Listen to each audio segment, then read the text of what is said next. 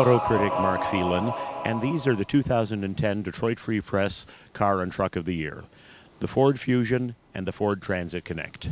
A couple of years ago, Ford executives said that they were going to rebuild their business by democratizing technology.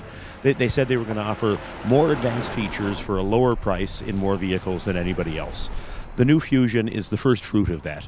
You can get features in this that aren't available in some luxury vehicles costing thousands of dollars more. It's got excellent fuel economy, good comfort, and the hybrid version is one of the most fuel-efficient vehicles on the road. The Transit Connect is the other big new idea at Ford. Small commercial delivery vehicles like this have been common in Europe for decades, but they're almost unheard of here. With the Transit Connect, Ford is bringing one of its global vehicles to customers in North America, and the result is a less expensive, more fuel-efficient alternative for business owners.